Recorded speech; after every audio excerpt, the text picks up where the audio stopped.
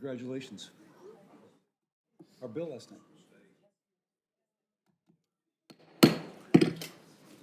The Senate Committee on Health, Education, Labor, and Pensions will come to order. If there is a mantra that exists in this committee, I think on both sides of the aisle, is that an ounce of prevention is worth more than a pound of cure. And that is going to be what we'll be discussing today.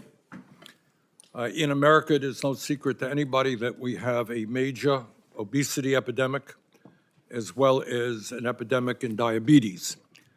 They are both directly related, and they are both getting worse. More than 35 million Americans have type 2 diabetes, over 10% of our population, 10% of our population, and about 90% of those with type 2 diabetes are obese. Diabetes is not only a serious illness unto itself, but it is a contributing factor to heart disease, stroke, amputations, blindness, and kidney failure. And the cost of treating these illnesses is staggering. According to the American Diabetes Association, the total cost of diabetes in the United States was nearly $413 billion. $413 billion, up 27% over the past 6 years.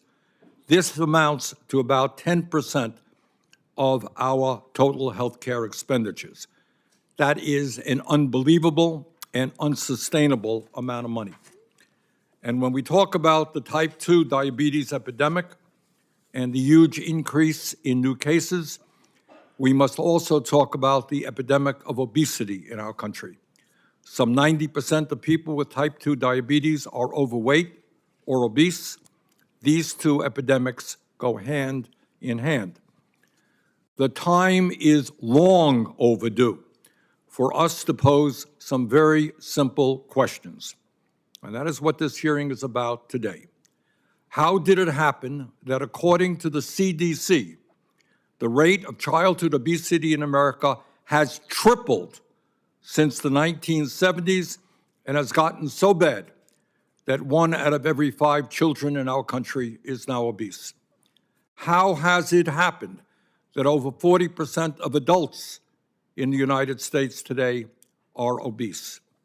And in my view, the answers to these questions are not very complicated. For decades, Congress and the FDA have allowed large corporations to make huge profits by enticing children and adults to consume ultra-processed food and beverages loaded up with sugar, salt, and saturated fat. There is growing evidence, including testimony that we have heard right here in this committee, that these foods are deliberately designed to be addictive, similar to cigarettes and alcohol, and lead to a higher rate of type 2 diabetes. Shockingly, according to a study published in the British Medical Journal, ultra-processed foods make up an incredible 73% of our nation's food supply. Bottom line, much of the food that we as Americans are now consuming are making us unhealthy and are contributing to the fact that our life expectancy is significantly lower than that of many other wealthy countries. None of this is happening by accident. The food and beverage industry is spending $14 billion a year on advertising to push these unhealthy products onto the American consumer. Even worse, and really unacceptable, $2 billion of this money is spent to directly advertise these unhealthy products to our children in order to get them hooked on these foods at an early age. According to the Rudd Center for Food Policy and Obesity, children and teens view about 4,000 food and beverage ads on television each year, an average of 10 advertisements per day. Last year, for example, Coca-Cola spent $327 million on advertising in the United States alone, while it raked in more than $9.5 billion in profits. Not one of these ads will tell you that a 20-ounce bottle of Coke contains more than 15 teaspoons of sugar. 15 teaspoons of sugar, over twice the recommended daily limit for kids. Not one of these ads will tell you that drinking 1 can of Coke a day could increase your chance of getting type 2 diabetes by up to 26%. Given this reality, which has been widely discussed by scientists and doctors for decades, this really is not new news. The question then arises, what has the Food and Drug Administration, the FDA, done to address these epidemics which have impacted the health of millions of Americans and cost us hundreds of billions of dollars each year? As far as I can tell, the answer is not much. Way back in 2010, the National Academy of Medicine recommended that the food and beverage industry be required to put nutrition labels on the front of their products that the American people could easily understand. That was in 2010. On June 13, 2023, the FDA announced that it would propose a rule to require the food and beverage industry to put nutrition labels on the front of their products no later than October of 2023. The FDA missed that deadline. On December 6, 2023, FDA announced that this proposed rule would be made public in June of 2024. The FDA missed that deadline. On July 5, 2024, the FDA announced that this proposed rule would be made public by October of 2024. The FDA missed that deadline. I have been told that on November 21st, 2024, after more than 14 years of inaction, the FDA finally sent this proposed rule to the Office of Management and Budget for their review, but it has still not been made public. That is unacceptable. In 2016, Chile implemented a law mandating warning labels on the front of unhealthy food and beverage products. After this law was implemented, calories consumed from these products went down by 24%. Similar labels were put into effect in Peru in 2019, in Israel and Mexico in 2020, in Uruguay in 2021, and in Brazil, Colombia, Argentina, and Venezuela from 2022 to 2024. Nearly 30 years ago, the FDA and Congress had the courage to take on a tobacco industry whose products killed over 400,000 Americans every year, including my father. And as a result of these actions, smoking rates among adults dropped from 43% in 1965 to 12% in 2023. Smoking rates among teens dropped even more significantly. That effort was a major success. Now is the time for us to seriously combat the type 2 diabetes and obesity epidemics in this country. In order to do that, we must have the courage to take on the greed of the food and beverage industry, which every day is undermining the health and well-being of our children. For starters, we need strong front-of-package food labels so that all consumers, especially children, can be warned as to which products are harmful to their health. Tobacco labels in the United States do not say high in tar, high in nicotine, high in carcinogens. They say cigarettes cause lung cancer, emphysema, and may complicate pregnancy. And let's be clear, not only must we put strong warning labels on unhealthy food and beverages, we must also ban junk food ads targeted to children. The National Institute of Health has estimated that if the United States banned fast food advertising marketed to children, we could cut the childhood obesity rate by 18%. This is not a radical idea. In the 1980s, Quebec banned junk food advertising to children under 13.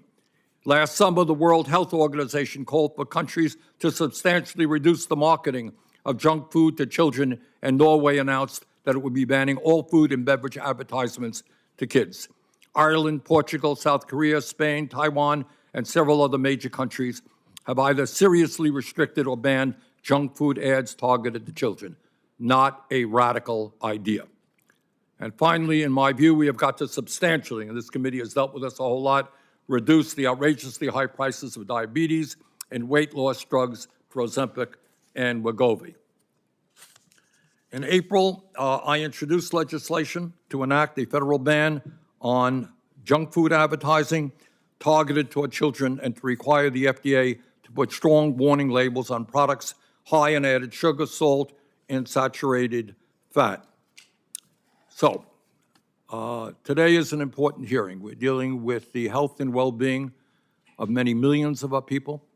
We're dealing with the need to substantially cut back on the hundreds of billions of dollars we now spend on diabetes. So we thank Dr. Califf and Mr. Jones for being with us. Senator Cassidy, the mic is yours. Thank you, Chair Sanders. Near 1 in 3 Americans live with obesity, including 14 million children. Nearly 1 in 10 have type 2 diabetes, one of many chronic diseases obesity is associated with, and obesity costs lives and results in $173 billion in healthcare spending per year. When Obamacare was passed, there was a McKinsey report that said that unless we address the burden of chronic disease, we'll never control healthcare costs, and obesity is one of those things that was listed as those drivers of chronic disease. All this says that we must have solutions for both obesity and for the complications of which we have spoken. A great place to start is the nation's food supply and the changes in Americans' diet over decades. According to the Annals of Internal Medicine, 37% of adults consume an unhealthy diet. Now, I'm pleased to say that reducing obesity, particularly among children, is bipartisan. The incoming Trump administration is indicating that combating obesity, promoting healthy foods, is a top priority. Many of President Trump's concerns around food transparency are echoed by Democratic colleagues, including Chair Sanders. In the new majority, I am excited to work with President Trump and colleagues on this dais to examine these issues, crafting policies to enhance the health of Americans. Today, we'll hear about the FDA's desire to implement a mandatory front-of-package label. Now, it's out of ordinary that we are holding a hearing before FDA has even released a formal proposal, but it's an important conversation. We must recognize, however, that food labeling reforms are not the end-all, be-all, which is to say they are not a silver bullet solving the nation's health and obesity issues. The committee needs to look at all factors leading to obesity and how Congress can use its resources to promote a healthier lifestyle. This means examining FDA's role in reviewing the safety of chemicals and ingredients that go into our foods. It's important that FDA take a close look at existing review frameworks so foods are safe to consume. We also need to examine how Congress can better support robust scientific research on food ingredients, and I look forward to discussing this with FDA leadership. I also want to hear from FDA about the progress it has made in improving food safety duties. Under the Biden-Harris administration, FDA faced enormous challenges in regulating food safety, including the 2022 infant formula shortage, which severely impacted American families. These challenges led FDA to complete the largest reorganization in its history, and it's important that Congress provide oversight. Beyond FDA, we know that the National Institutes of Health, NIH, habitually underfunds nutrition and obesity research despite its overwhelming impact on the health of our country and impact on related medical conditions. Should there be more NIH funding looking at genetic predisposition? I think so. This is something I'll examine as chair of HELP Committee in collaboration with the Trump administration. I thank our witnesses for being here. I look forward to a productive discussion on how we can make America healthy again.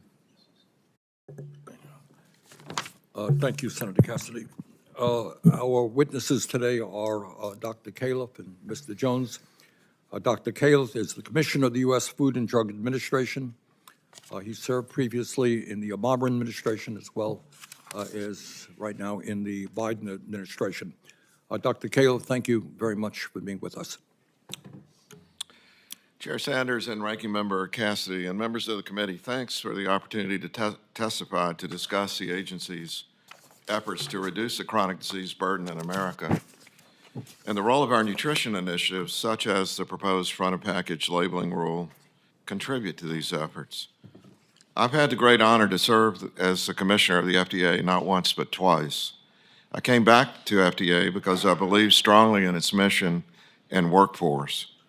Americans have entrusted us with regulating industries that bear the responsibility of producing and distributing products that are safe and improve health.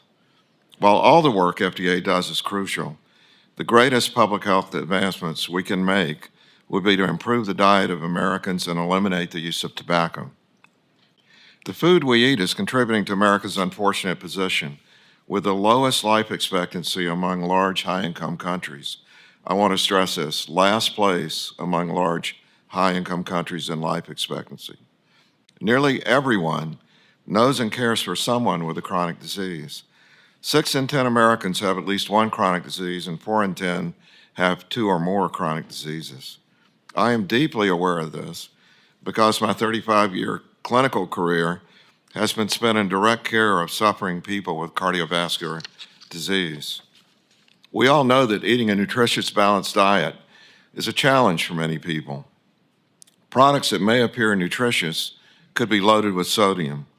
People can exceed the recommended daily limit for added sugars with a single 16-ounce bottle of soda.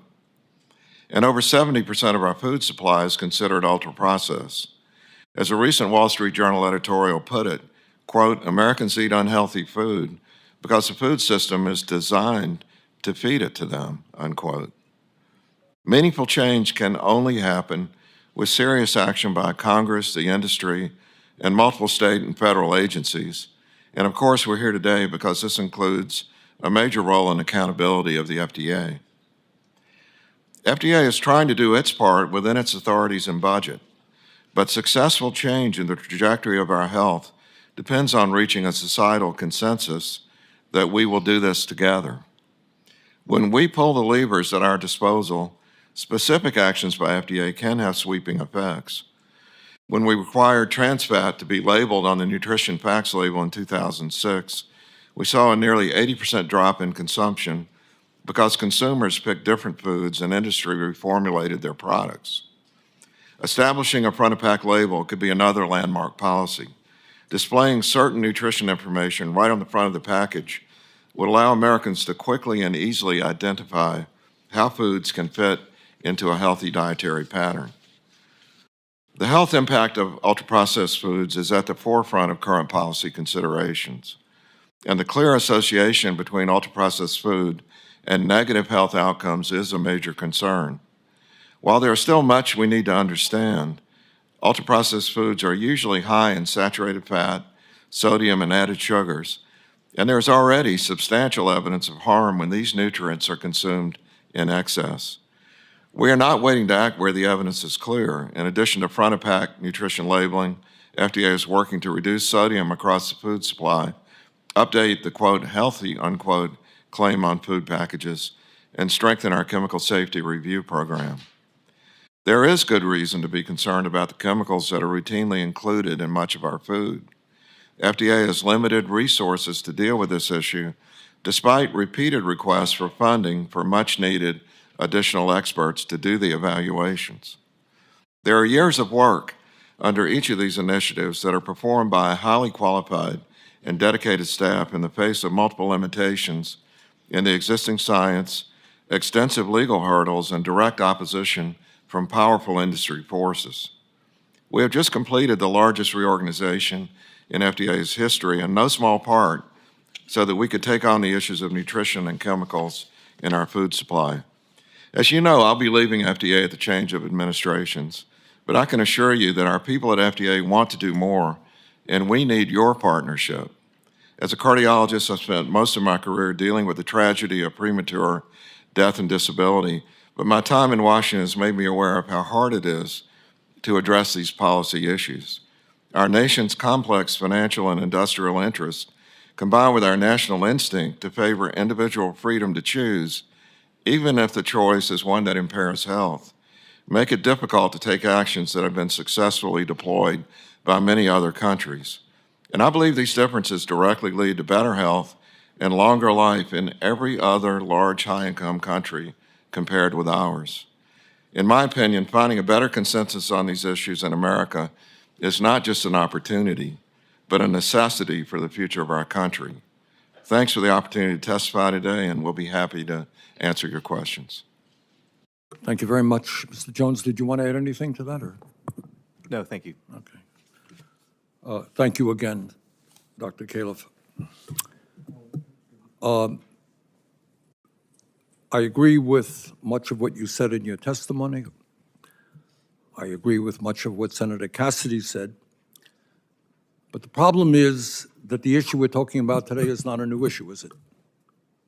2010, the National Academy of Medicine recommended that the food and beverage industry be required to put nutritional labels that the American people could easily understand on the front of their packages.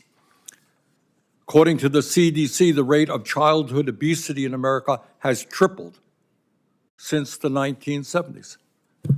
And from where I'm standing here, the FDA has not responded in any way with the urgency of the crisis.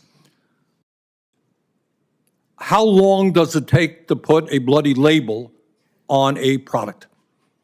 And by the way, we'll talk about that in a moment. I don't know if you're going to be telling us, after years and years of research and focus groups, what that label will look like. But the bottom line here is, I would like you to tell me why, when countries around the rest of the world with fewer resources than we do are able to put labels on their product warning parents about the dangers of those products to their kids, how come the most powerful and wealthiest nation in the world is unable to do that? Dr. Califf? With your permission, I'm leaving soon. I heard that. Not for this meeting, but from my job. So I'm going to provide editorial comments, and Mr. Jones can provide you a lot of facts. You asked, how long does it take? Let's talk about tobacco. We were instructed to do that many years ago. We have lost in court on that issue, and we're finally winning now, it looks like. But the point I want to make is, what sounds simple, given the current state of judicial affairs, First Amendment rights, the fact that corporations have the same rights as individuals, every little thing we do, unless specifically in detail instructed by Congress, Okay. It's not just that we lose in court, but we lose years when that happens. Let me, again, I apologize for interrupting, but don't have endless amounts of time. I understand all that. But are you going to tell us with a straight face that you have come before this committee and the American people and say, hey, we have a major, major crisis. We are losing lives. We're spending huge amounts of money. People's limbs are being amputated. We have got to act. And have you pointed a finger at those people who are the cause of the problem? Have you had the courage to take on a very powerful food and beverage industry? You know, there are 15 teaspoons of sugar in this product. How many parents in America know this when they give it to their kids? Say, here, have a Coke, go out and play ball. Have you done your job, and your predecessors, not just you, have you done your job in alerting the American people to the danger and rallying members of Congress to stand up to the special interests who are causing these problems? With all due respect, I've been working on this problem for all of my career. This is what I've done, and I think I have talked about this very specifically. I think we all wish that we had gotten to the goal sooner that you described. I'm not contesting that. But I do believe in an appropriate discourse with this committee, we need to carefully reflect on the issues in play right now that would allow this to happen. And I'm really heartened to hear the bipartisan support for this, because much of what we try to do, frankly, gets blocked along the way. And we'll talk about that. Let's be honest here. The food and beverage industry spends hundreds and hundreds of millions of dollars on lobbying and on campaign contributions. You tell me the role that they are playing in destroying the health of America's children. Well, I'm not going to contest your comment about the amount of money spent on lobbying. I think it's probably accurate. I don't have figures on that. But a lot of the changes that those of us who are interested in better health would like to make are blocked at the level of legislation for reasons that but I'm you'd have to still tell not me. hearing you. What is the reason that our kids are unhealthy? What role do this industry play? Even now, you're getting out of office. Are you prepared to tell us that this committee, this Congress needs to take on the food and beverage industry whose greed is destroying the health of millions of people? Well, I'm not going to castigate the people that work in the food and beverage industry. You're not. No, what I That will is say- your job. No, it's not to castigate. It's to point out how to make progress in this area. We have an industry that if you tried to change it overnight, there are farmers all over the United States who would not be able to grow the crops they're currently growing. So there needs to be a plan, and it needs to be implemented in a mature, thoughtful way across the country. I'm 100% The Academy in of favor of the Medicine in change. 2010. How many years does it take to do it? 14 years enough time? How many kids have died and gotten sick during those 14 years? It's not just kids, it's adults, of course. I want to see it change as much as anyone, but we have to do it in a way that considers all the factors that are involved Protecting when the you make a interests of the change. food and beverage industry. Senator Cassidy? I will allow Senator Tuberville to go first. Thank you, Mr. Chairman. Thanks both for being here. We can obviously tell by all the young people in here, and even my two boys at home, they really got into this past election because of food safety and health, because most of our kids are a lot more into health and nutrition than we were growing up, and it's really gotten out of control. So I want to ask you about Red 3 and Red 40, both of you, and get your comments on this. It's not a conservative or a liberal standpoint. I think we all need to understand as a group about how we've gotten to this point. The FDA has a position that food colorings like 40 are safe for kids' ingestion. Do both of you stand behind that, Dr. Califf? I'm going to refer that to Mr. Jones. Okay. We have not evaluated Red 40 in over a decade. Over a decade ago, We have not? We have not. At FDA, we have not evaluated the safety of Red 40 in over a decade. So over a decade, that was the conclusion that FDA made. But we have evaluated. We are in the process of evaluating Red 3, and you may want to comment on that. Well, right. let me say this. Red 3 has been known to cause cancer in cosmetics, but we still allow it to be put in our food. I don't understand that. Go ahead.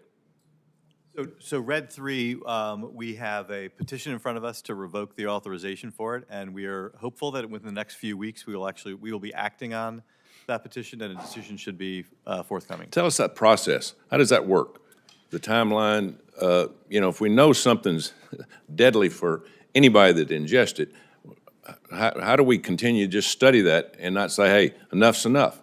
So Red 3 presents an interesting example for us. It is actually known to be cancer in laboratory animals, rats, but the scientific consensus is that the mechanism of carcinogenicity in rats is not applicable in humans. However, under the FFDCA, which is the law that we implement, any chemical that is shown to be carcinogenic in animals or humans, or should I say humans or animals, cannot be authorized by FDA. It's called the Delaney Clause.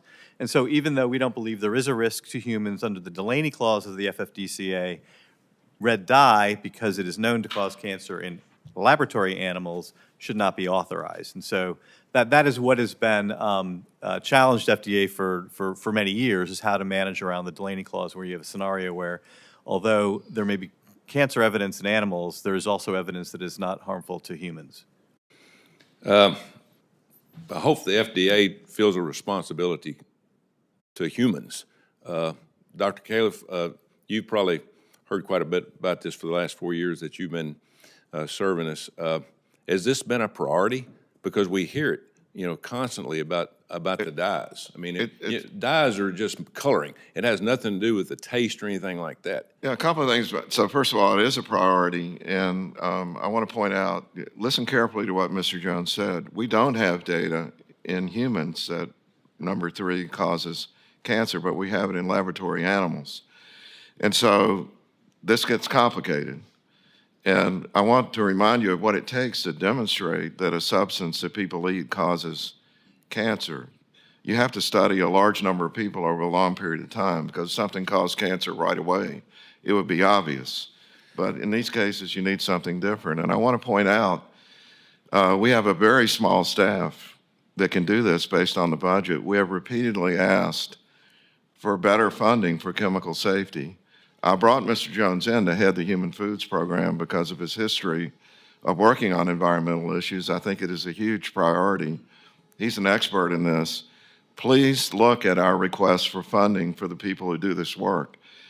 remember that when we do ban something, it will go to court. And if we don't have the scientific evidence that will stand up in court, we will lose in court. Okay, I want to ask you this, and I think everybody in here wants to hear the answer to this question. We all hear Europe uses different dyes because they've come up with their evaluation that it does cause problems for humans. Do we have a different review system than they do about food dyes or anything put in food? The biggest distinction between the U.S. and Europe is that they have been doing post-market review of chemicals now for over 20 years. In the FDA, although we have authorization to do post-market reviews, there's no statutory mandate to do them. One of the things that Dr. Califf mentioned is that as part of this reorganization, we are dedicating an entire office whose job is to do post-market chemical reviews. So, but we are several decades behind Europeans and our Canadian counterparts because they have legal mandates to reevaluate chemicals that have been authorized at some point in the past. We don't, but we are going to undertake it. We are going to definitely struggle with the resources necessary to do that. There's a real lesson here from, I don't know if you eat Fruit Loops. I grew up every once in a while eating Fruit Loops. But there's a real lesson here, and I haven't verified this myself, but it's widely written, that when the dyes that make Fruit Loops bright were taken out for the reasons that you give, the sales went straight down, and they were put back in. So as long as we have a consumer-driven system where what people like in the short term is what drives the system, unless we have help from you all, that is clear direction from Congress, particularly given the recent Supreme Court decisions, it's going to be really hard for us to mandate things come off. Okay. Just a point I'm going to make over and over, and I apologize, but I think it's really important that we work together on this. Thank you. Thank you for your points. Senator Murray. Thank you very much, Mr. Chairman. As we all know, chronic diseases, we've been talking about heart disease, diabetes, are the leading cause of disability and death in America, and it's all too common, as the chairman talked about. We have about 1 in 10 people in Washington State, about 1 in 10 Americans suffer from diabetes. So we really do need evidence-based approaches to advance nutrition and to prevent and treat chronic diseases like diabetes. Dr. Califf, earlier this year, I got to hear directly from you at our Senate Appropriations hearing about your plans to stand up the new Human Foods Program, including a new Nutrition Center of Excellence. Can you or Mr. Jones talk about how FDA is utilizing research from NIH and other federal agencies to scale up what we know about preventing and treating chronic diseases like diabetes and to better inform our food policy? Quick editorial point of view, and then Mr. Jones can give the details. This is the largest reorganization in our history, as far as we know. 8,000 people changed. It was widely embraced, maybe contrary to some statements I've heard about federal employees, widely embraced by the workforce at FDA to do this reorganization because people recognized they needed a focus on this and a better structure to do it. It involves the entire inspectorate, the entire Human Foods Program, and as many people requested, we brought in a leader, Mr. Jones, to head the whole thing up. So it's a very high priority. A quick comment on NIH, and it's very important that we not tell at FDA, NIH what to do. There is a lot of nutrition research at NIH, but it's spread across all the disease and body parts areas, as I call it. We very much need this sort of basic research on obesity per se as an element, and there's some tremendous research by particularly an investigator named Kevin Hall on ultra-processed foods, very important to us. But we're going to have a big meeting next month, or this month, I guess now, between FDA and NIH on the research agenda. So look forward to that. Mr. Jones. Thanks. And one of the reasons we established this as a nutrition center of excellence. Press it again. One of the reasons we established a nutrition center of excellence was because we realized that we were not going to have the kind of resources that ideally one would want. And so the center is going to work with other entities within the federal government, including NIH, but other entities in the federal government, in particular USDA, and as well as universities, to make sure that we are fully taking advantage of and collaborating around the research portfolio around nutrition across the country. We work very closely with NIH, and as Dr. Califf said, in 2 weeks we are co-hosting with them a research symposium that's going to be focusing on what does the research agenda for ultra-processed food need to look like. Okay, I also want to ask you, while you're here, about the modernization of the Cosmetics Regulation Act that we passed. For a long time, harmful substances have made their way into makeup, lotion, hair care products, and many other products that people use every day, and the FDA had no power to take any action. So back in 2022, we passed my bipartisan Modernization of Cosmetics Regulation Act, known as MOCRA, which empowered FDA finally with the tools it needed to better ensure cosmetic products are safe. It was the biggest change to FDA's authority to cosmetics since 1938. Now, it's been 2 years since the enactment, and I wanted to hear from you on how implementation is going and how the FDA is working to improve the safety of personal care products. The law actually required FDA to issue good manufacturing practices for facilities that manufacture cosmetic products. Since it's been 2 years, the FDA has not put out any good manufacturing practices.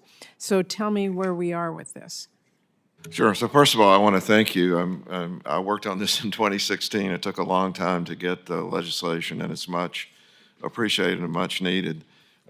There's been actually a good partnership with industry to make this happen, but we have stood up the registration of facilities and products. Some Americans may not believe this, but there was no record of what cosmetics were being put on the market before this. And we've now got a listing and also a complaint system that didn't exist. When there are adverse events, they can be sent. So GMP is on the list to work on. And I know this is not a great time to talk to Congress about budgets, but the budget that was allocated to this was a small fraction of the estimates by everyone involved of what it would take to actually meet the requirements of Congress. So this is going to need to be looked at in terms of, if we want this to get done in a timely fashion, there actually is time and material of qualified experts to get the work done. We're doing everything we can to use internal resources, like we use the drug complaint system to register adverse events. It saved a lot of money compared to doing it de novo. Well, I'm out of time, but I just want to let the committee know I'm going to be following up on this, making sure that FDA is very aggressive implementing the law that we passed 2 years ago. Senator Cassidy. Thank you both. First, Dr. Califf, I'm just going far afield from nutrition, but it's just so topical. Hurricane Helene has disrupted the production of saline fluid. I'm a physician. I hear from my local hospitals that there is down to a 1 to 2 week supply of saline and other IV fluids.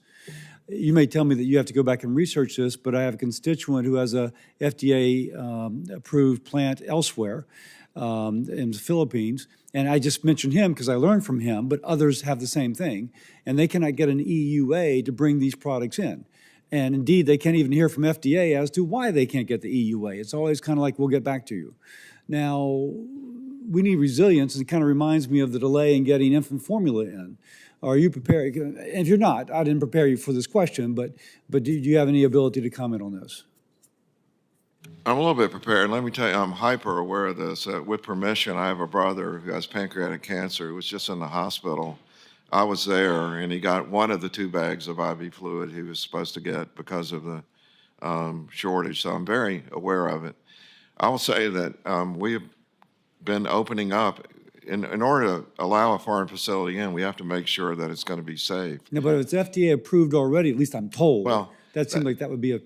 Well, we'd have to get back on the specific instance, but FDA approved for facilities could cover a wide range of possibilities of whether it's the actual product, how long ago was it, et cetera. So staff really have to make sure that when we import things that it's safe. Can I follow up with you afterwards? Yes, please do. Yeah, I'd appreciate that. Next, and I won't, if I interrupt you, it's not to be rude, but just to kind of get through some questions. One of FDA's primary responsibilities in food safety is inspecting. And I understand that FDA continues to struggle to conduct regular inspections at the pre-pandemic pace. At what point will we back, or what steps are you doing to get back to these more regular safety inspections? So, first of all, let me say, I mean, as you all know, the day I was confirmed was the day of the Abbott recall. That was my welcome back to the FDA. And it was immediately obvious that we had many, many good people working between the Human Foods Program and the Inspectorate who were in the wrong configuration. And this has led to this massive reorganization. A major part of the reorganization is to get more, we call them investigators, you would think of the term inspectors, out in the field and make sure that they are highly valued. Among the many difficulties we have, and I used to manage a global clinical trials organization that did studies of therapeutics, our investigators are flying, government style and staying in hotels that their colleagues who are doing inspections for the industries are not staying in. So we're really upgrading the status of the investigators so that when they arrive at a place, they're prepared and ready and building information systems. So very quickly, I know we're going to be short on time. We want an information infrastructure so that when they're in a place, they are guided, AI is a big part of this, guided to focus their attention where it's needed so they can do more inspections. We're going to get into, I know later in this hearing, the state relationships. The states do a lot of inspections, and there's also intelligence from other countries that doesn't substitute for an FDA inspection, but can be very helpful.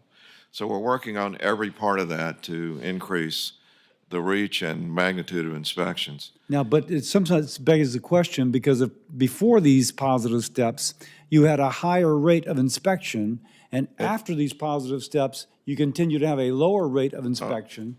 It begs the question of, like, are the steps positive? Well, we had a lot of loss of key people during the pandemic. It was not everything I've told you about the lives of the inspectorate, and then flying around in the pandemic, not exactly a choice job compared to other options. It really took dedicated, So if you look at your decline in investigator inspector workforce, what % of decline have you had?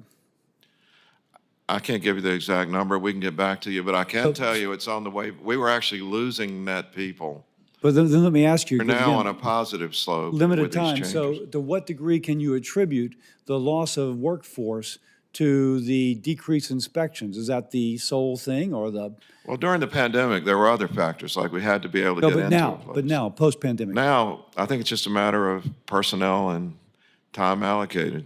But I know we're working with your people on some details on this. So I'm just going to ask you, if you don't mind, then later, as a question for the record, provide us the metrics that you are using to judge the kind of progress of this. Is it all personnel? That's understandable. If it's still system-related, despite these changes in systems, that would be something for us to know. Again, just very quickly, a lot of it's personnel, but I described some other system characteristics that are characteristics of the government that make it hard for the inspectors to do their work. It's going to take us a while to fix those because these are government-wide policies. Okay, thank you. Senator Baldwin. Thank you, Mr. Chairman. And Dr. Califf, thank you for joining us today. It's critical that the FDA provides consumers with clear and accurate nutritional information at the grocery store by enforcing labeling standards and upholding the agency's own rules for standards of identity. For years, I have worked with farmers and dairy processors to address the misuse of terms like milk and butter on plant-based foods. In addition to introducing the Dairy Pride Act, I've repeatedly asked the agency to enforce labeling standards and even secured funding for the FDA to dedicate to this purpose. So I'm very disappointed by the lack of progress made at FDA.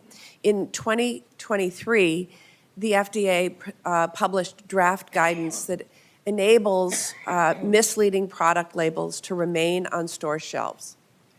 The update merely provides voluntary guidance on nutritional labeling to plant-based processors, violating both FDA's rules for standards of identity and the Administrative Procedures Act.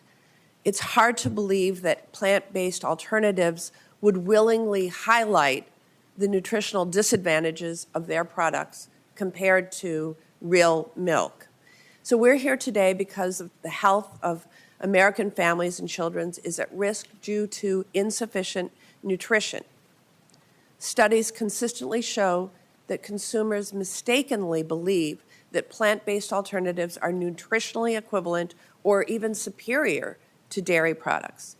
And at the same time, the inappropriate substitution of non-dairy alternatives has been linked to a range of health issues in children and in infants.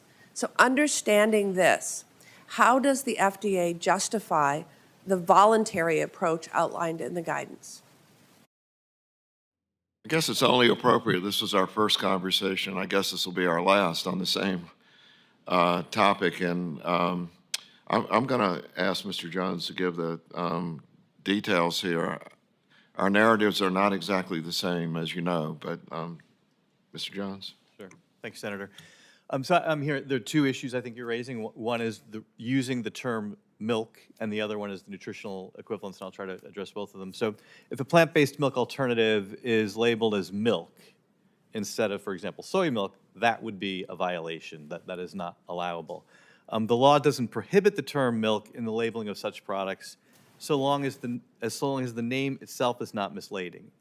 And we have a fair amount of research, well, a compelling amount of research, that consumers are not misled. I'm sorry, Mr. Jones, can you talk? I'm sorry. not hearing you very. Yeah. I'm sorry. Consumers are not misled by using terms such as soy milk or oat milk. They understand that it is not milk.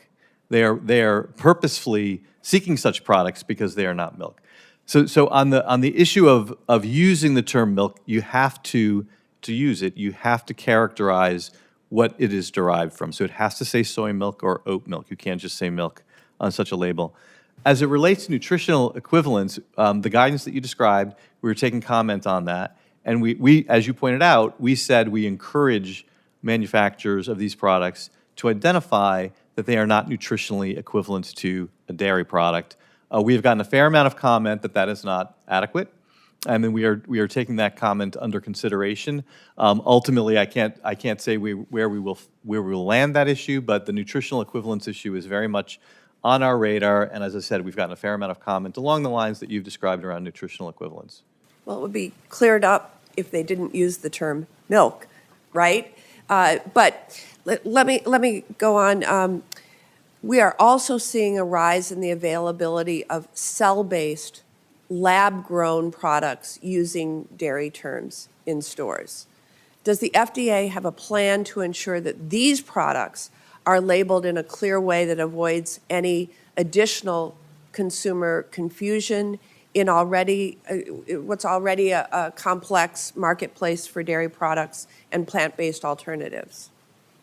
Well, when we talk about a cell-based product, it's really important that we know exactly which one, because in general, we regulate the safety of these products, but USDA regulates the label of these products. And so we have to know which ones you're talking about. But I think above all else, it's going to be important that the labels accurately reflect what the product is. And so we'd certainly agree that whether it's us or USDA, that needs to be taken into account.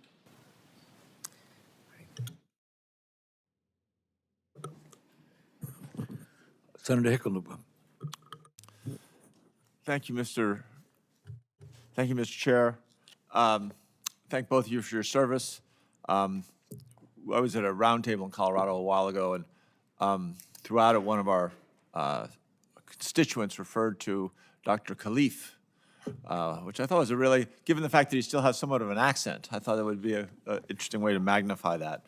And I do appreciate the fact because you have been resilient in seeking more funding. And many of the complaints that we're having are because there's a clear manpower shortage. I'm not saying everything is resolved that, but certainly a significant part of the complaints we've heard so far this morning is a lack of people being able to respond to inquiries, to complaints, to opportunities to redress some of these health-related issues.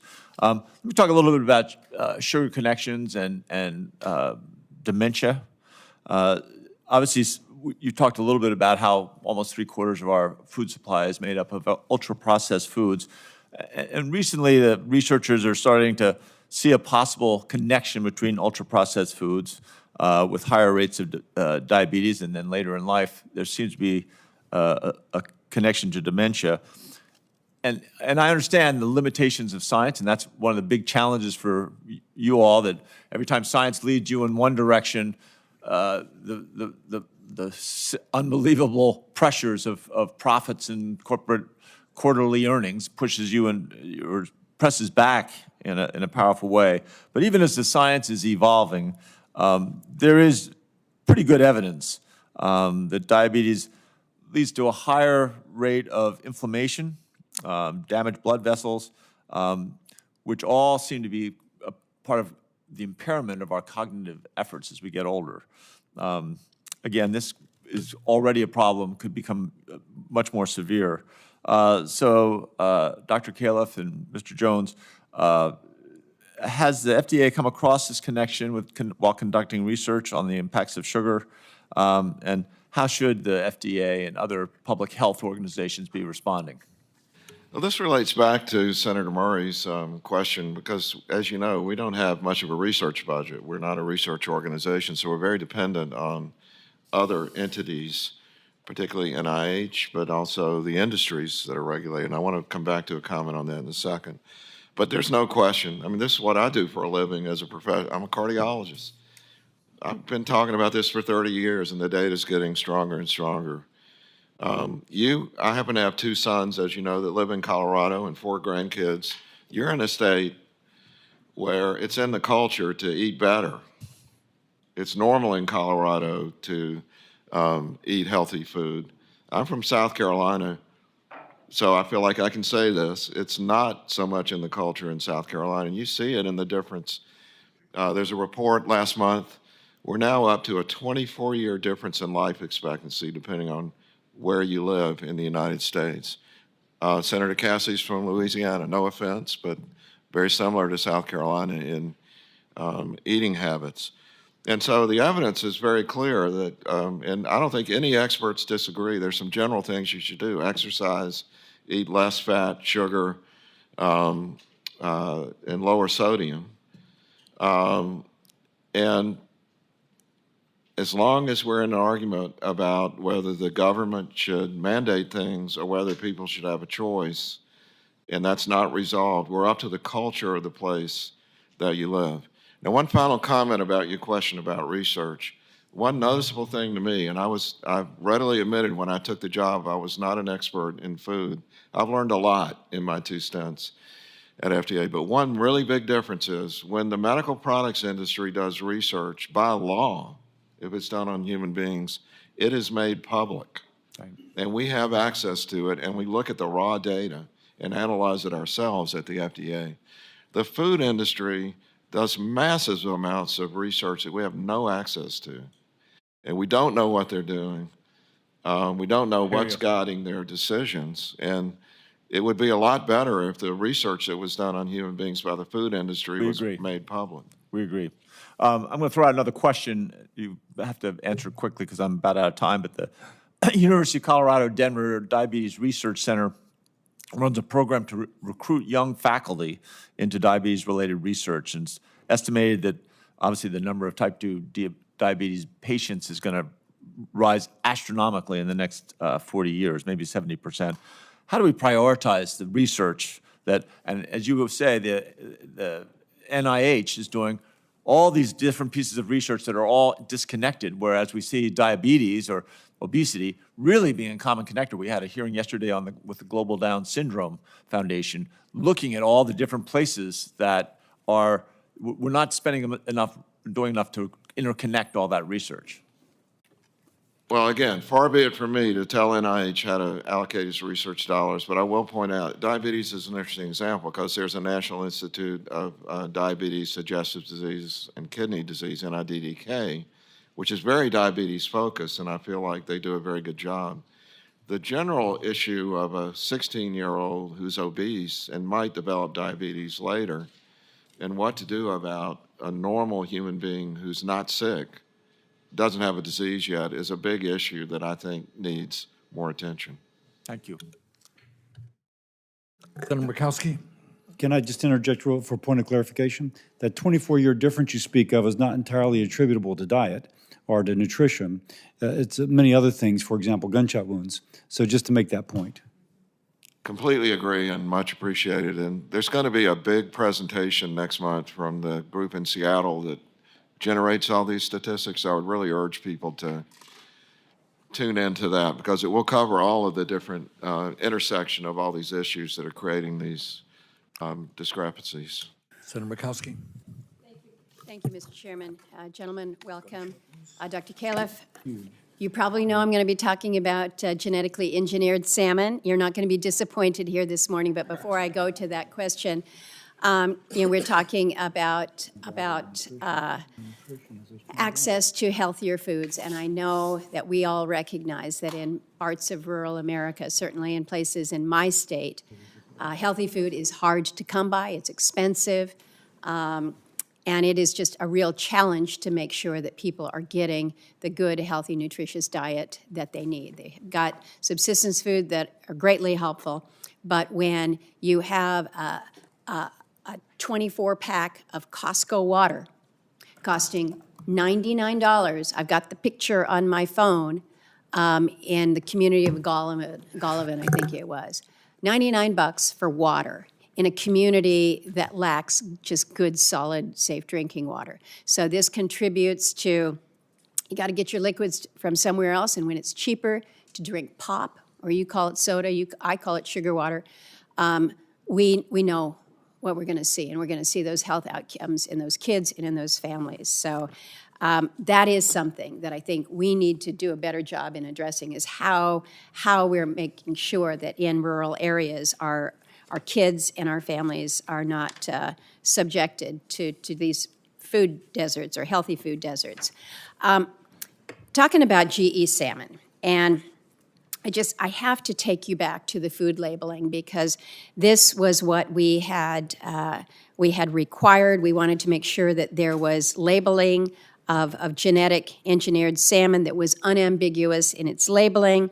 We have this focus group that effectively comes back.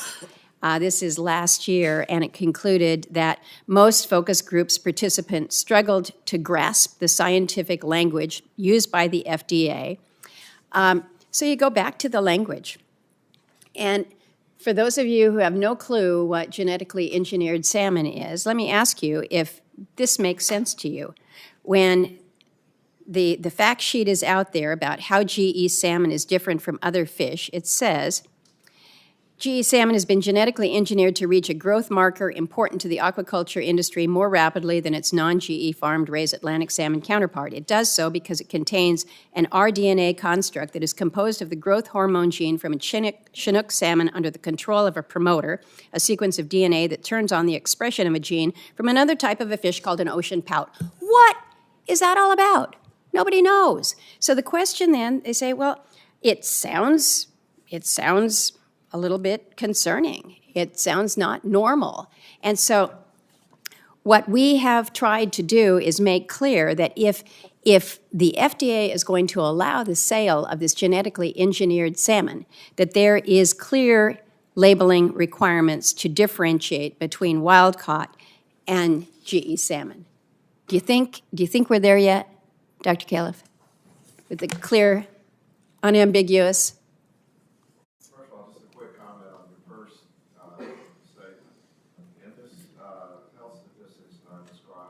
There has been a precipitous decline in Native American and Alaskan populations in terms of life expectancy just in the last few years, which is even more dramatic than what we were seeing before. And a rise in obesity, as you Your well point know. about water and access to healthy food in rural communities is especially important here, and I acknowledge that.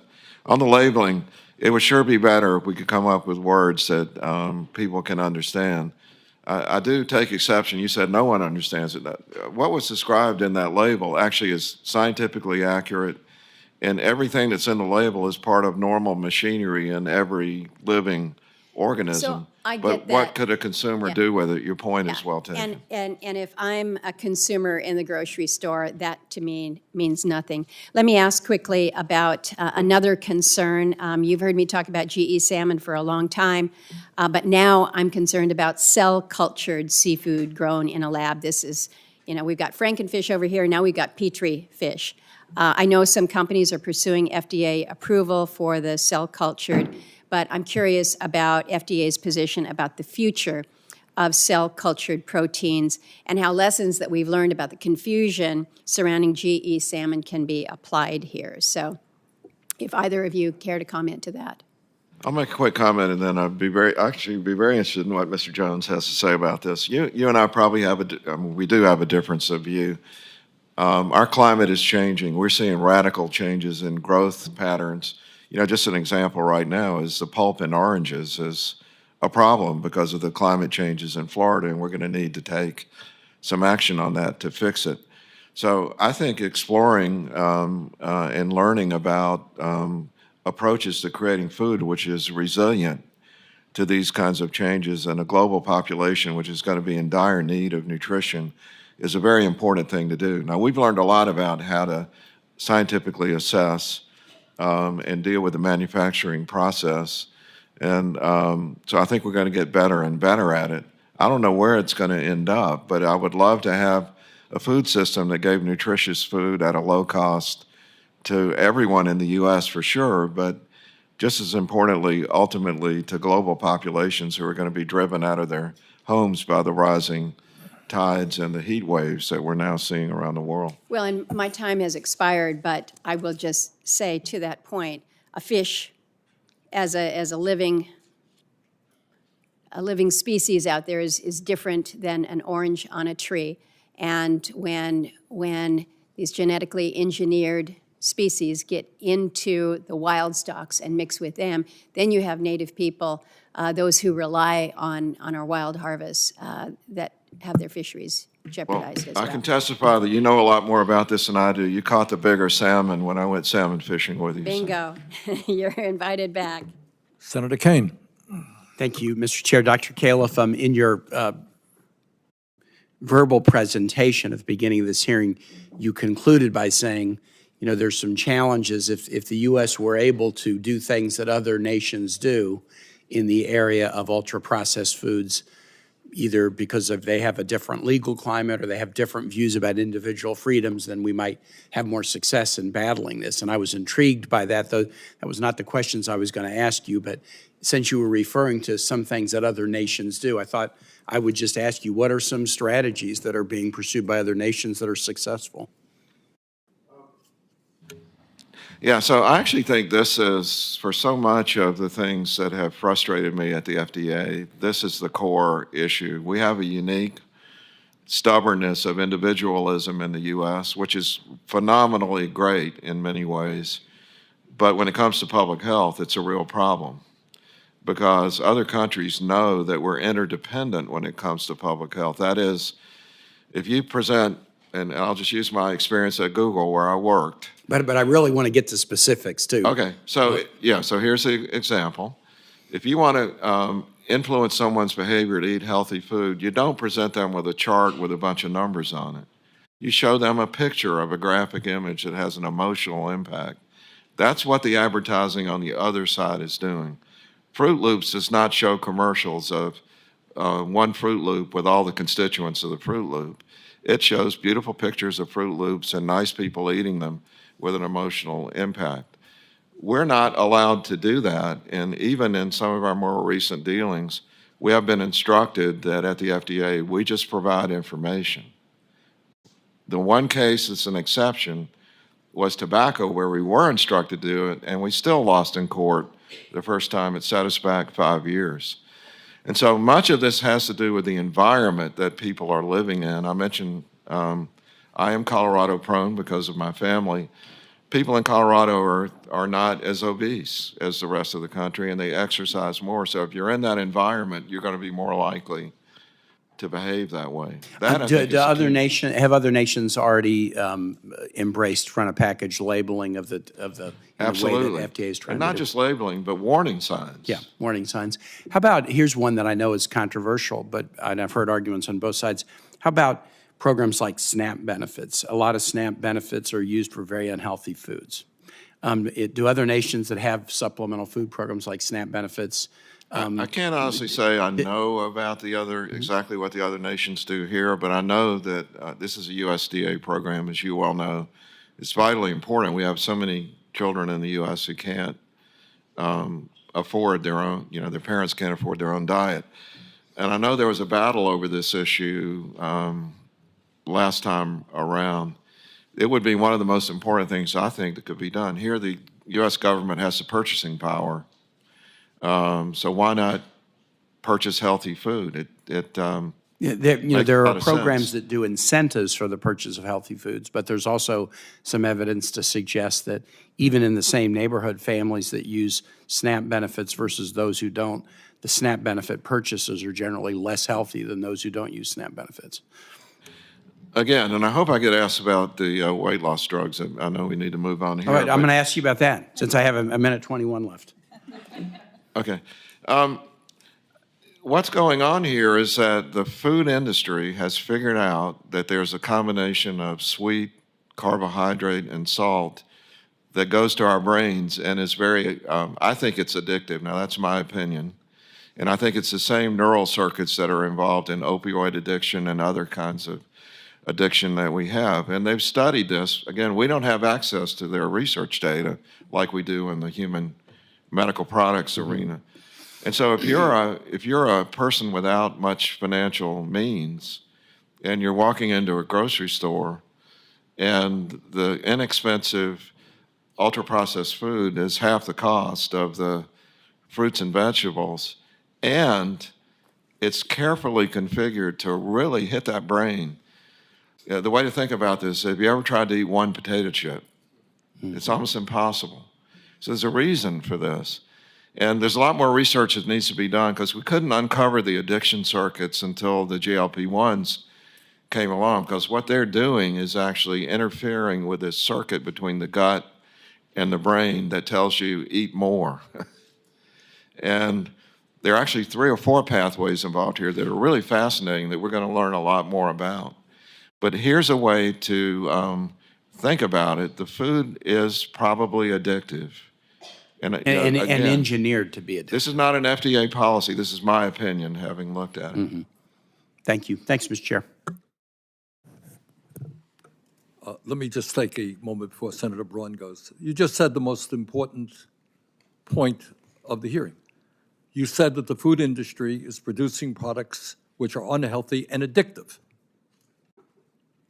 And the question, of course, is that's exactly what's going on. What the hell have we done about it over the last 15 years? Senator Braun. Thank you, Mr. Chairman. I would agree with that 100%. The whole system, and I've been on this committee all 6 years, it's the one thing I'll miss in the U.S. Senate because it's the most important discussion is our well-being. And it's built upon no attention to wellness and prevention and expensive remediation. And it's evolved that way over the last 20 to 30 years, and the FDA happens to be at the most visible point of where you got to intercede. Is it worth it to keep pushing expensive drugs when we give no attention to wellness and prevention? I want to give you a little quick, I've done it several times on this platform. 16 years ago, when I was sick and tired of hearing how lucky I was, my premiums are only going up 5 to 10% each year, had 300 employees at the time. It's now 5 times that many employees. Imagine of the geometric cost of healthcare. When I said enough is enough, we built a system on prevention and wellness, created healthcare consumers out of my employees and cut costs by way over 50%. Anyone in the audience not had a premium increase in the last 16 years on your health plan? May want to put an application into the company I used to run.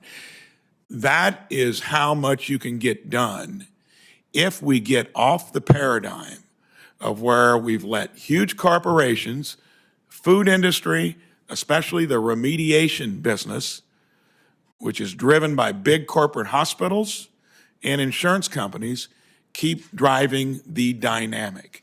When I gave my employees a free biometric screening, we cut diabetes off before it was going to become symptomatic. Any of the blood serum indicators that play into heart disease, you're catching it before it happens. Why are we still in a system that has nothing to do with an ounce of prevention being worth a pound of cure, and you happen to be in the agency that has to deal with it all the time in terms of what the new modality is that's going to keep treating expensive remediation? Where do we turn the tide to where we make your agency less relevant because you don't have to do as much of it because we're preventing it rather than trying to remediate it? I just want to tell you how much I appreciate the way you framed that, because I was going to bring up, you said we're at the forefront. My favorite article of all time in the medical literature in the New England Journal of Medicine from Alistair Wood is entitled "Playing Kick the FDA, Risk-Free to Players, but Hazardous to Public Health." And it relates to exactly the art. I urge you all to read it. It's a 14-year-old article, but it relates to what you said. And you've missed a lot of this discussion, but this is a systemic problem that does need to be addressed. And it would actually be great. I'm on record, I've been quoted on this. I've had this nightmare that I was head of this agency that my great-grandkids read about called the FDA, where a society let people gain essentially a pound of weight every year. And then to fix it, they invented a drug at $20,000 a year to try to deal with it. And that would be a very bad legacy to leave behind. So I hope this will be fixed. I do want to point out to you this: you are about to become governor of a state, as I know it, that doesn't look good in this regard. And so I think a lot of people are going to be watching whether you can change this. You said it well. If you're running a health system today, and I used to be an executive in a health system, you make your money by doing expensive procedures after the sickness. Glad you brought up that point, because here you're on the pulpit. Finally, Senator Sanders and I put out a transparency and competition bill, because my last question is going to be for Mr. Jones. I talked about wellness and prevention. The other key element is on the scratches and dents for those that can afford it. Insurance was never intended to be more than indemnification. Now you got MBAs running it, and it's about high premiums and keeping claims low. That's got to change. How important, Mr. Jones, would it be for all of us to have a little skin in the game, to have at least the incentive to shop around for when we need some type of prescription or modality? And do you think that the way we've evolved to where it's been an atrophied healthcare consumer that wants immediate results and wants either the government or their employer to pay for it, how much importance is it going to be to where there's a little skin in the game on the part of all of us when it comes at least to healthcare maintenance on the minor level? Well, my jurisdiction at FDA is the food side. I think so. I think that Dr. Califf is probably better equipped to answer that question. Go ahead, Dr. Califf. Just opinion. I think my read of the cognitive behavioral literature, which is extensive on this, is that people need choice, but if you give them too many choices, they can't figure out what to do. And so we've got to find a balance of options, but not so many that people are lost and then they just revert. And that's a good point. In the 1-2 punch of what's worked now for 16 years, I know that's part of the solution. It makes costs for government go down through Medicare and Medicaid and the private side as well. I think it's something where we can get the best of both worlds. Thank you, Mr. Chairman. Thank you. Senator Hassan? Thanks so much, Mr. Chair and Ranking Member Cassidy, for this hearing, and it's good to see you, Commissioner, and I thank you for being here today. Dr. Califf, food companies spend over $1.5 billion a year targeting children with advertisements for unhealthy, nutrient-poor foods, and we've been talking about the impact of that. These companies also target parents by marketing their products with misleading health claims. For instance, many high-sugar beverages are marketed as, quote, all natural, close quote, options for children, which can mislead parents into thinking that the products are somehow a nutritious choice. So, Dr. Califf, what is the FDA doing to address misleading junk food advertisements that target children and their parents?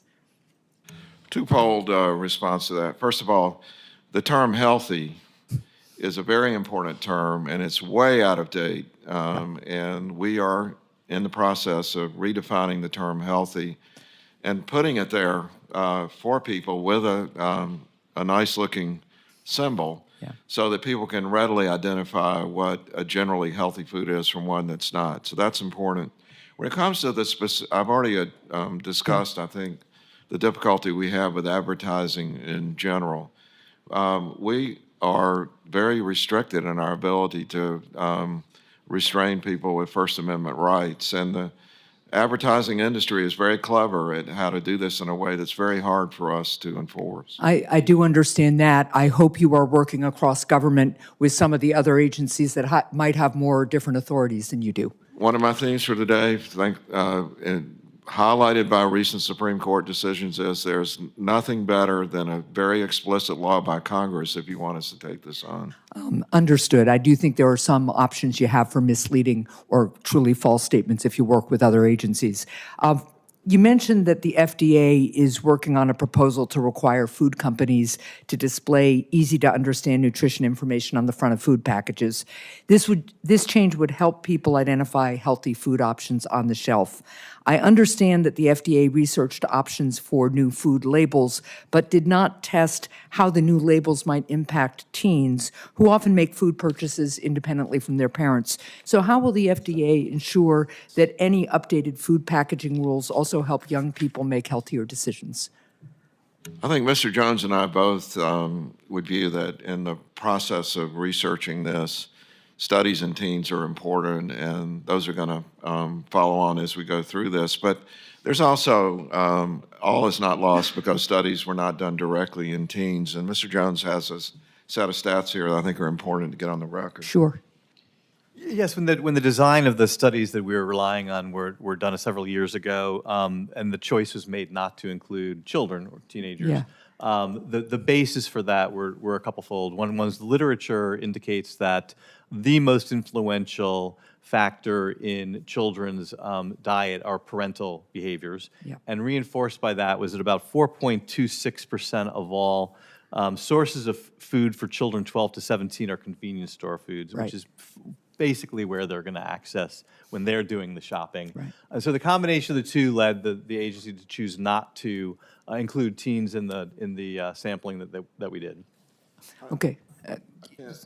Since I'm leaving, I'm okay to say this. If we had a bigger budget, we would have studied a lot more things. No, that is helpful feedback, to be sure, and I appreciate the work that you have done.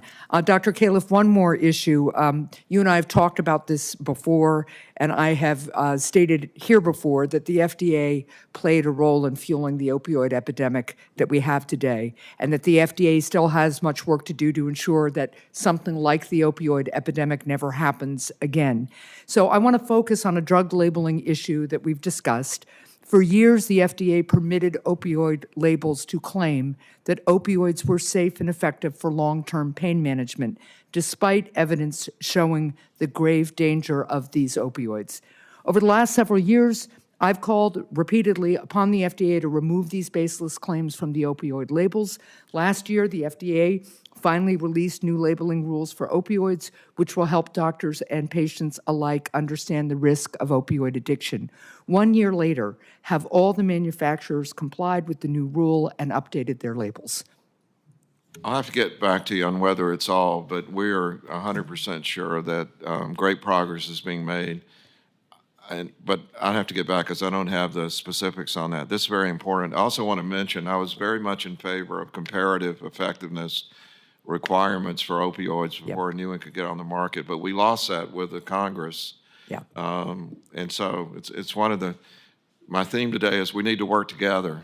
Yeah, we do indeed, but we also need to make sure that all of you have the ability and protections to exercise your scientific judgment effectively. Thank you, Mr. Chair. Senator Budd. Thank you, Chairman. Again, thank you all both for being here. In November, the American people, they made their voices heard. They want to restore trust in agencies like the FDA and make it easier for Americans to live a long and healthy life. The guiding principle of the FDA should be to provide the public with clear information so that individuals can make informed choices for their own health.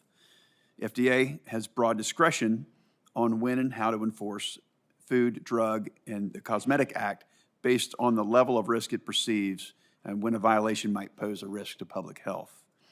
Too often, FDA acts arbitrarily and inconsistently. So here's an example.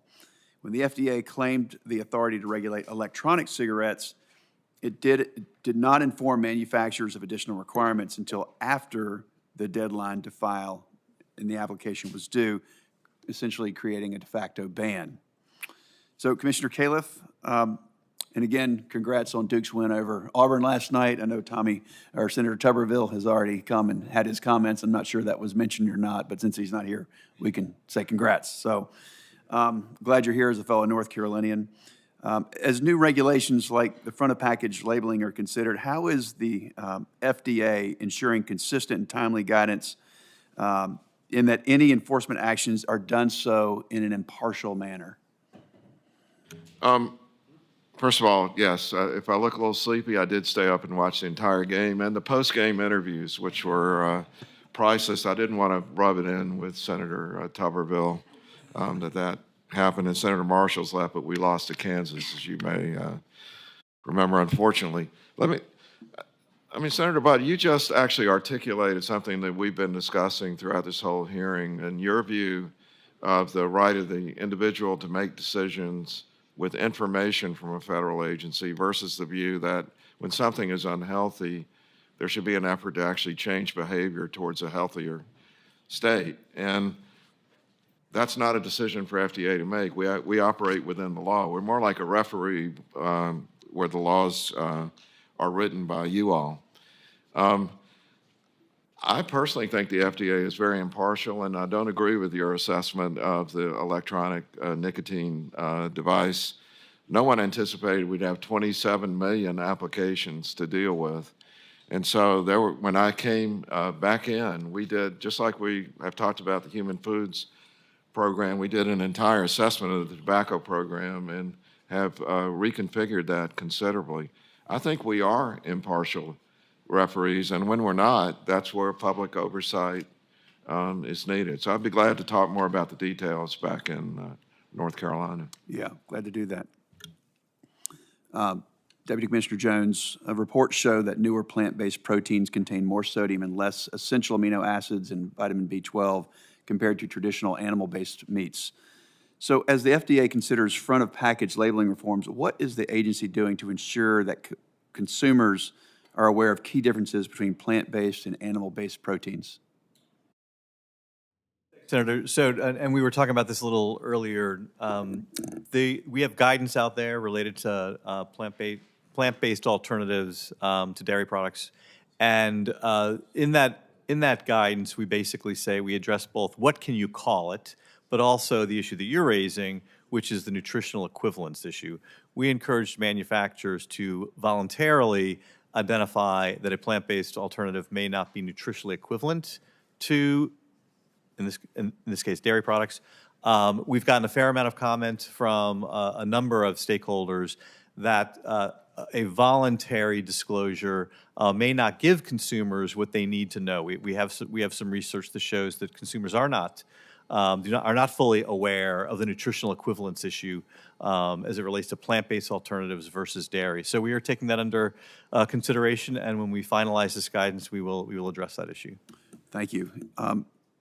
Continuing on, in 2022, American families could not reliably access infant formula due to contaminated formula. Ongoing supply chain disruptions made it even worse. So what role will the Human Foods Program play in monitoring supply chain risks that could affect the supply of critical foods like infant formula? So we have done a number of things to reduce the likelihood that that will ever happen again. We'd like that to be close to zero, the likelihood that ever happens. Can you be again. specific on a few things? So, yes, we have created a critical foods program, a core of individuals within the organization that are an Office of Critical Foods that are responsible for the regulatory oversight of infant formula. We are now getting monthly reports from manufacturers about manufacturing, and so we are able to keep an eye on our store shelves as stocked as they need to be, and they're actually, and have been for some time, they're stocked at the levels they were pre the shortage.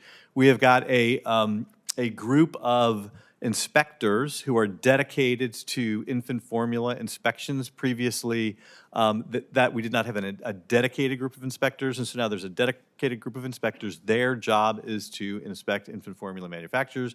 They are inspecting infant formula manufacturers annually, even though the law only requires them to be inspected every 3 years. They are being inspected annually, and they are in very close contact with the programmatic folks in our Office of Critical Foods. So we have done a number of things that we think really dramatically reduce the likelihood of anything like this happening in the future.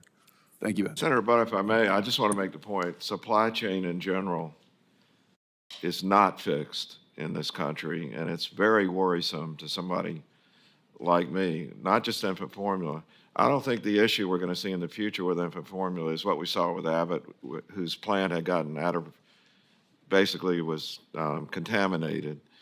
What we're going to see is constituents of infant formula, because of the global supply chain issues, could come in shortage. And we don't control that at FDA. We're in dire need of supply chain fixes in the United States for all of the products that we regulate. I would agree. That's outside the purview of FDA. But again, thank you for the additional time. Yeah. Okay. Senator Smith. Thank you, Chair. Thank you, Chair Sanders and Ranking Member, and welcome to the committee. It's good to see you both again. So I want to talk a bit about food safety. One of the most important things that we do for Americans is to make sure that the food we eat is safe and won't make us sick. This is a basic function of government, right? And I think it's also something that's a bipartisan, nonpartisan issue. But so here's the thing, of course, the work of making sure that the food supply is safe, that often happens at the state level by state employees who are doing the inspecting. And in Minnesota, that's the food inspectors at the Department of Agriculture who conduct over 13,000 inspections a year. So how do we pay for that in Minnesota? Well, the FDA helps, right? Because tax dollars are sent back to Minnesota and all our states to help pay for these inspectors. So here's the challenge. Minnesota's Commissioner of Agriculture, Tom Peterson, wrote me last month raising concerns about proposed FDA cuts to state and local food safety programs. And I've been told that this is going to be a big deal for Minnesota, and I'm sure Minnesota is not alone. So, Dr. Califf, I hear what you're saying, that if Congress doesn't provide adequate funding, then you can't do your job, and the Minnesota Department of Agriculture can't do its job, and Americans' health and safety can suffer. I want to note that in a strong bipartisan showing of agreement, both the House and the Senate appropriations bills for next year's funding fund food safety inspections so that no cuts would be necessary. And of course, those appropriations bills haven't passed. That's a worry to many of us. And at the same time, we've got Elon Musk and the incoming Trump administration saying that they think that they can find $2 trillion in cuts from the budget, which would probably start with non-discretionary funding like at the FDA. So, Dr. Califf, could you just comment on this? Is there anything the FDA can do about this at this point, and what do you think we should be thinking about in Congress as we think about making sure that we have the money to do the food safety inspections we need to? All right, I'm going to try to quickly rattle off 5 or 6 key points, and Mr. Jones may want to correct anything that I say. We've talked about this a little bit. Because we were not able to fill all the inspectorate jobs, You all had allocated, I think it's $83 million a year to us to go to the states for what you described. And we completely agree that this interaction of state inspectors and federal inspectors is critical to the safety of our food supply. But because we weren't filling all the inspectorate jobs, we had money left over that we thought was best used to go to the states. We're now hiring the inspectors, and in the reorganization of the Human Foods Program, one of the most important aspects of that is to make it clear to you all exactly what the money is being spent on. In my job as commissioner, the medical product side is a lot easier that way because of the user fees. It's very much like running a business. The food side has been more like there's a lot of money, and we try to do the best we can. Now it's organized in a way where you're able to see it. And so if we're going to have enough of our inspectors, how much can go to the states? The solution to it would be to decide what the right amount is. There are other elements of this. Right now, we can't exchange information with the states. And this is where we need a law to make it possible, because our liability of disclosing commercial confidential information is different than the states.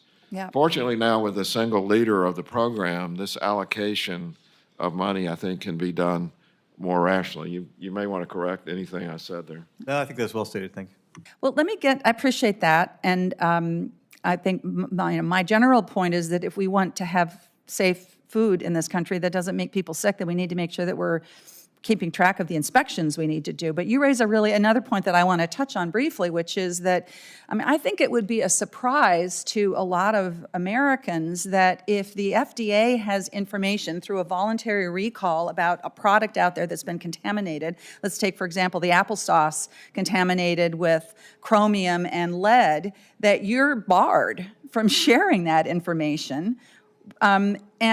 And that, again, Minnesota Department of Agriculture tells me that they were forced to file a Freedom of Information request to get the information about the sources of lead poisoning when they're also responsible for trying to get these products off the shelves. So this is something I'm sure you know. I've been working on a bill that would get at this, that would allow the FDA to share this information with states and tribes and other local governments.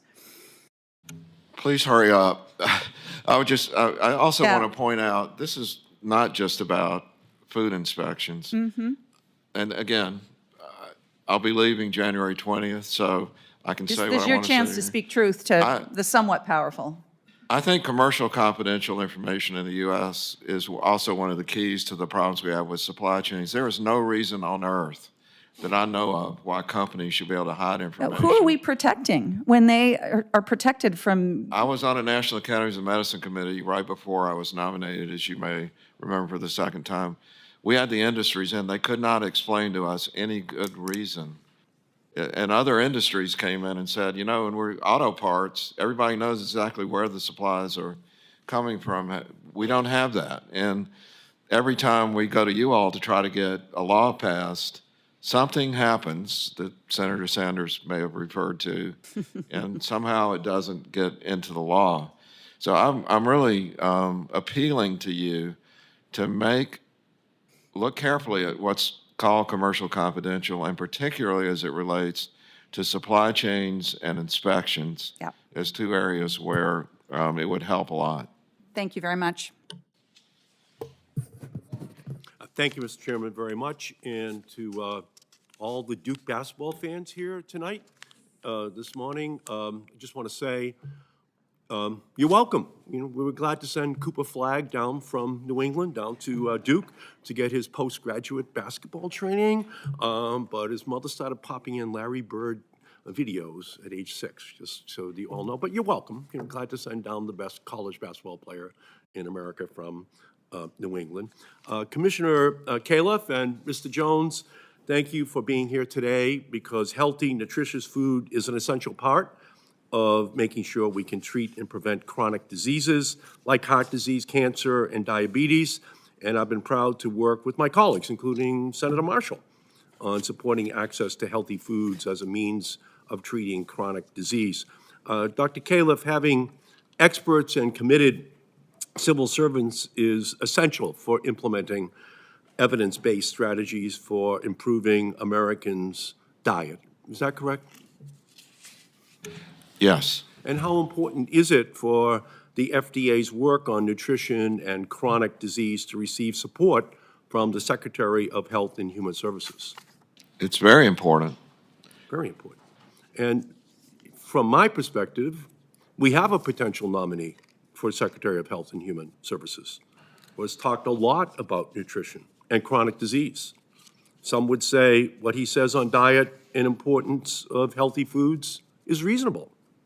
However, one reasonable opinion does not qualify someone to run the United States Department of Health and Human Services. What should be disqualifying to run the Department of Health and Human Services that oversees every aspect of our healthcare system and whose actions will impact healthcare costs, access, and innovation is a nominee who has been proposed by President Trump, who has spread misinformation about vaccines and fluoridation of our water, questioned the well-proven conclusions that HIV causes AIDS, and falsely claimed that medication for depression is linked to mass shootings. What should be disqualifying to run the Department of Health and Human Services is a history of spreading misinformation about public health measures like vaccines that result in a measles outbreak, for example, and the deaths of 83 people, many of whom were children and babies. If we are serious about addressing chronic disease, if we are serious about closing gaps in healthcare access and moving towards a healthier America, the Senate should only confirm nominees to serve in the Department of Health and Human Services who are prepared, qualified, and serious about the responsibility of their roles. In my view, Robert F. Kennedy Jr. has disqualified himself to serve as Secretary of Health and Human Services. And I have serious concern about several other health-related nominees proposed by President Trump to be as well. We can agree and find value in some opinions. We can agree that greed from any industry has no place in healthcare. We should agree upon that. And we should agree upon that in terms of nutrition and the role that plays in the health of Americans. But what we cannot do is sign off on nominees who would be a danger to the public health. And that is what my concern is as we move into the new year. And the nomination of Robert F. Kennedy Jr. raises all of those questions, which the next Congress is going to have to deal with. So let me with that, Mr. Chairman, yield back. Thank you very much. Let me kind of summarize my sense of where we are. Number one, I'm not quite sure that the urgency of the issue has been made as apparent as it should be, but we are dealing with an extraordinary crisis. When 1 out of 5 of our kids is obese, when millions of people are struggling with diabetes, when we spend, according to the American Diabetes Association, over $400 billion a year treating diabetes and other related illnesses, we have a major crisis. Dr. Califf mentioned a few moments ago, and I hope you correct me if I'm misstating the essence of what you said. You said in so many words that the food industry is designing products, designing food that is unhealthy and addictive. You suggested that these foods impact the brain the way that opioids do. Is that a fair paraphrasing of what you said? I would say it a bit differently. The general concepts are in play. The word addiction is a very You used the technical word addiction, did you not? I used it with several other words around it that said it was just my opinion, not the view of the FDA as a policy. because there's a lot of work that needs to be done to nail that down. All right, but we have had witnesses here who have said exactly that in a previous hearing.